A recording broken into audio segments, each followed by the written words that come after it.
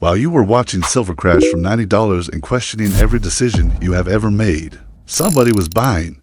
Not small, not cautious, massive, strategic, nation-state level accumulation. And the data trail they left behind tells a story that will either make you very wealthy or very angry, depending on which side of this trade you are sitting on right now. Because what I found in the charts last week does not just suggest silver is going higher. It mathematically demands it. By the time this video is over, you will understand exactly why $300 silver by summer is not a fantasy. It is a pattern that has played out twice before, and both times, the people who saw it coming changed their financial lives forever. Let me start with something that has been bothering me for weeks. Silver broke above $50 for the first time in 50 years. Think about that. 50 years. Half a century? From 1980 to 2025, silver was trapped in a range between $4 and $50. Every single time it approached 50, it got slammed back down. 1980, rejected. 2011, rejected. And for 50 years, the financial world accepted that as normal. Silver is just a $50 metal. That is what they told you. That is what they told your parents. That is what every analyst on television has repeated for your entire life. But here is what nobody told you. During those same 50 years, gold did not stay trapped. Gold blew past its 1980 high. Gold blew past its 2011 high. Gold kept making new highs decade after decade. Copper did the same thing. Copper sat in a range of 50 cents to $1.50 for decades.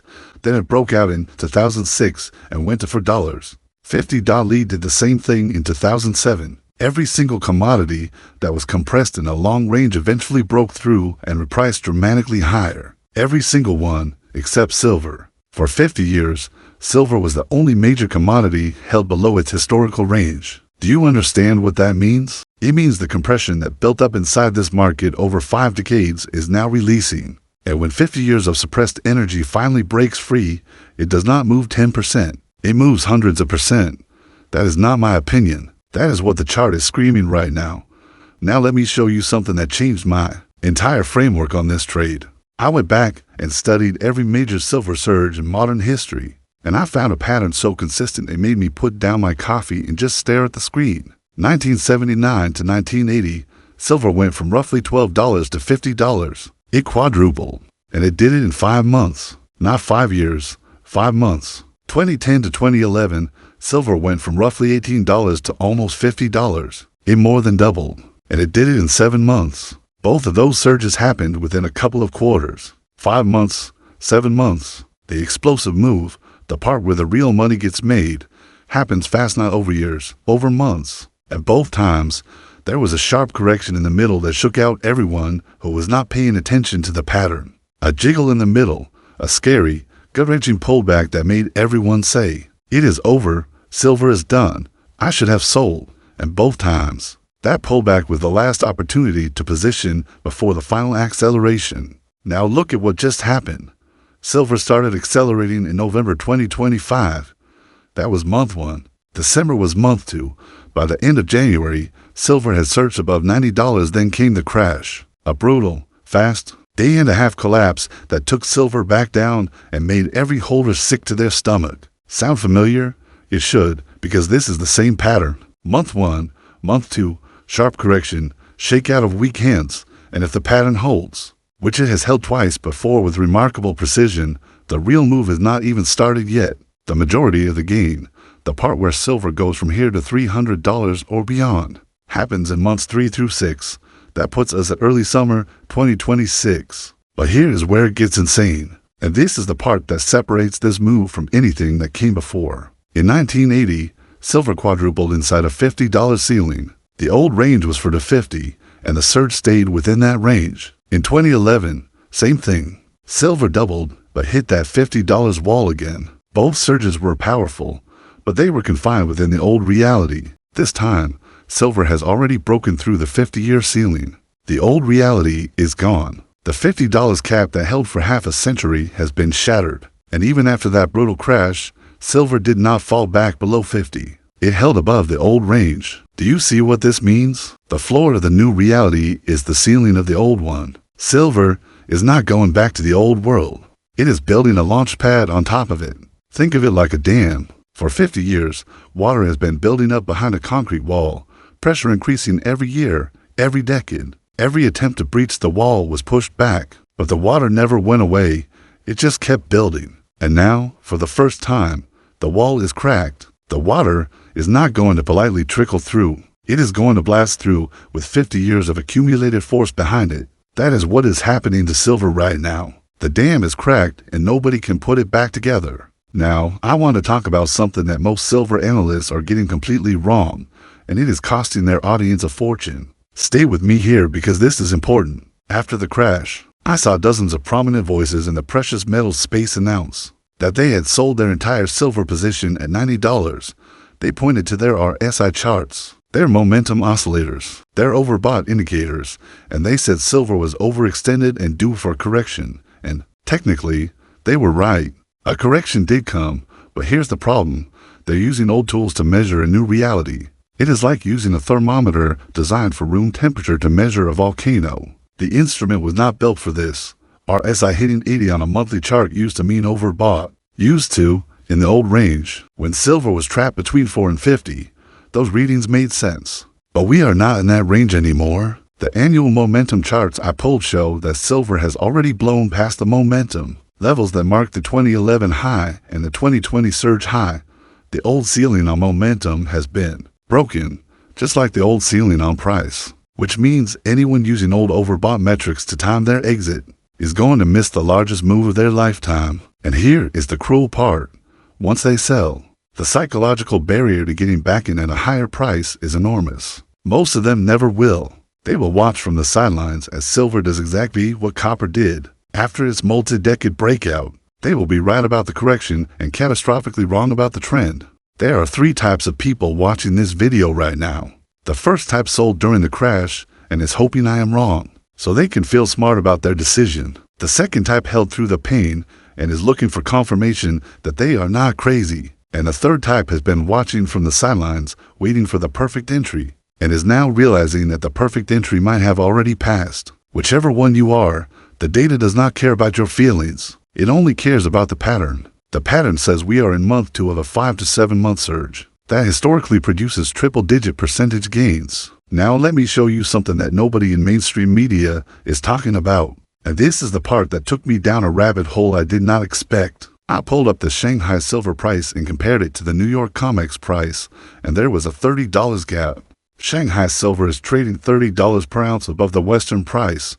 $30. That is not a rounding error. That is not a temporary glitch. That is the physical market telling you that the paper price is a fiction. Go ahead.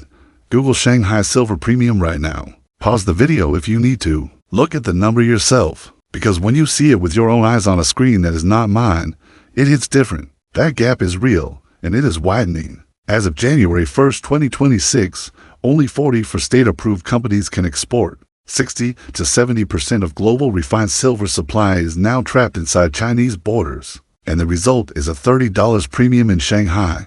But it is not just China. I have been tracking reports from bullion dealers across North America, and some of them are now telling clients they may receive $10 to $15 below spot price on physical silver deliveries. Read that again. Dealers cannot get enough physical silver to fulfill orders at market price. They are warning clients in advance.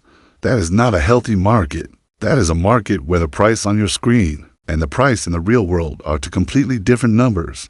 And every single time in history that physical premiums have widened like this, the paper price eventually catches up, not the other way around. The paper price rises to meet the physical reality. It has never, not once, worked the other way. So when you see silver quoted at whatever the COMEX says today, understand that the real price, the price where actual metal changes hands in the world's largest consuming nation, is $30 higher. That gap has to close, and it closes by the Western price going up.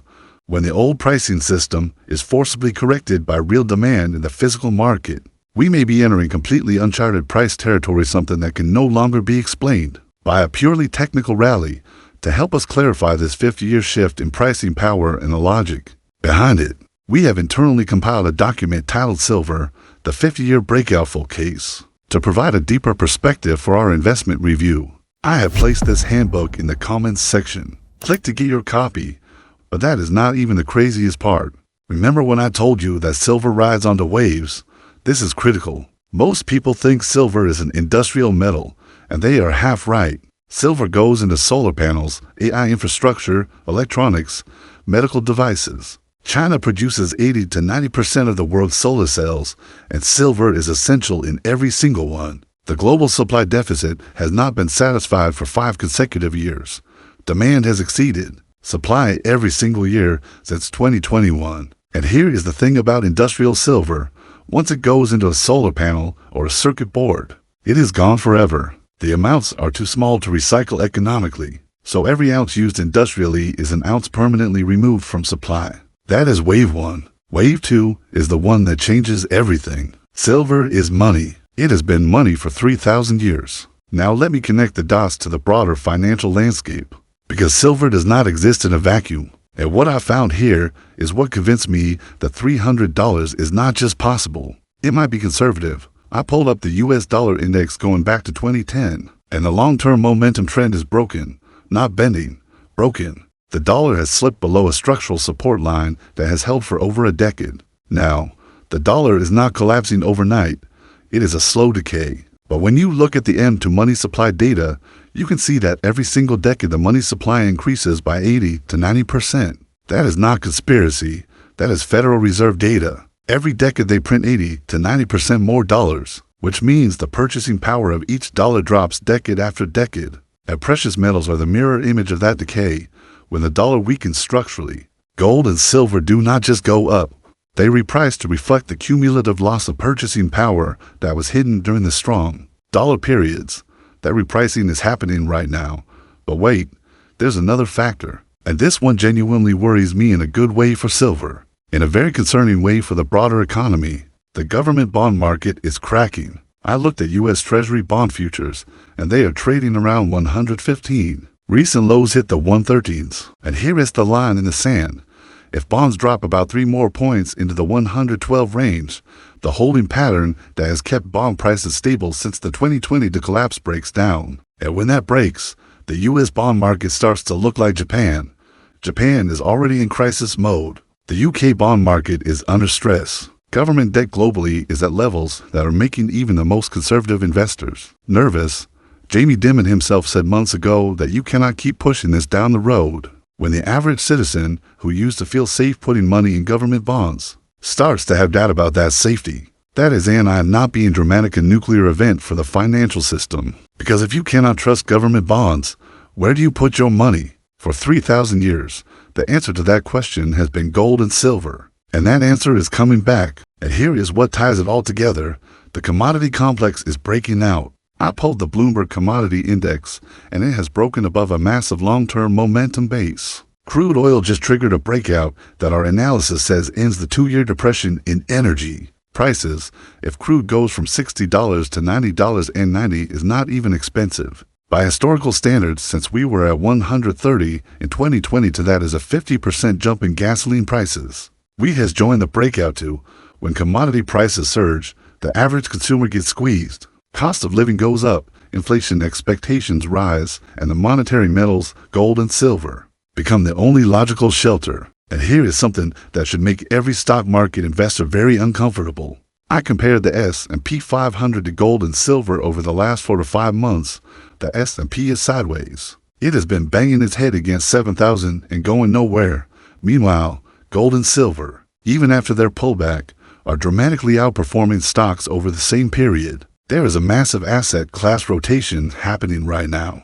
Money is quietly moving out of paper financial assets and into hard assets, commodities, energy, and above all, precious metals. This is not a one-week trend. This has been building for months, and when the average investor finally notices, which they always do last, the flood of capital into silver will be unlike anything we've seen in our lifetimes. Do you see what is happening?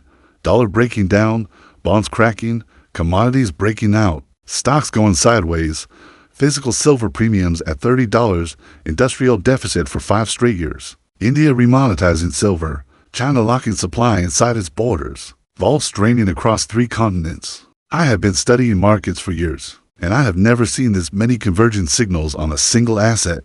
This is not one factor pointing to higher silver. This is every single major macro indicator pointing in the same direction at the same time. Now let me give you the number that made me sit back and take a very deep breath. Gold made its cycle low in 2015 at roughly $1,050 per ounce. In previous bull markets, gold has made an eightfold move from its cycle low to its peak. The 1980 peak was an eightfold move from its base. The 2011 peak was an eightfold move from its base.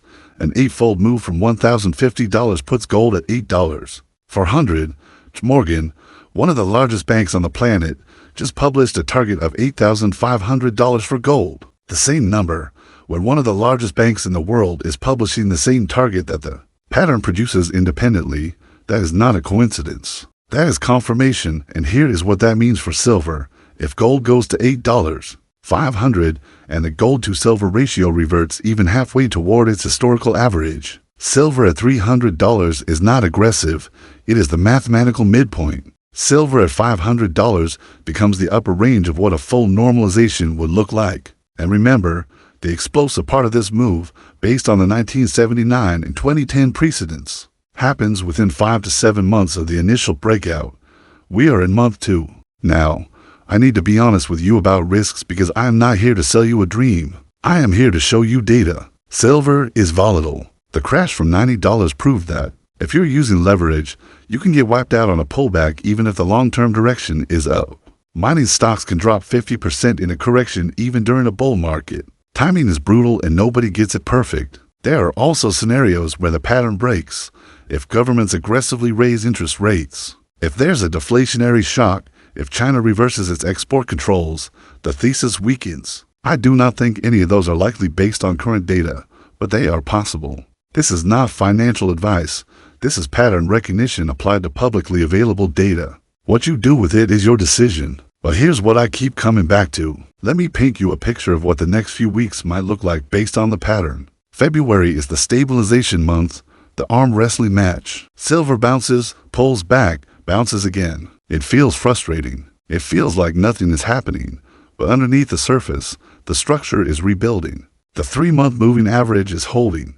Short-term buy signals are starting to trigger. If silver reclaims the upper 80s this week or next, bears are in serious trouble by March. If the pattern holds, silver challenges its recent highs again, and that is when the game changes. Because the second time silver approaches a high after shaking out all the weekends, there's no overhead resistance left. Everyone who was going to sell has already sold. The only people left are buyers, and that is when the acceleration kicks in, March through June. That is the window. That is where the 1979 pattern produced a quadrupling. That is where the 2010 pattern produced a 2.5 times move. And this time, the starting point is not $12 or $18. The starting point is the highest base silver has ever launched from, above the 50-year ceiling, with every macro indicator aligned, with physical premium screaming that the real price is already much higher than what your screen shows. 5 years from now, you're going to look back at this moment. You will remember the crash from $90. You will remember how it felt, the doubt, the sick feeling in your stomach, the headlines screaming that silver was done. And you will either remember it as the moment you panicked and sold, or you will remember it as the moment you looked at the data, saw the pattern, and made the decision that changed everything. Silver was trapped for 50 years. 50 years of compression. 50 years of being told it could not break $50. And it broke it.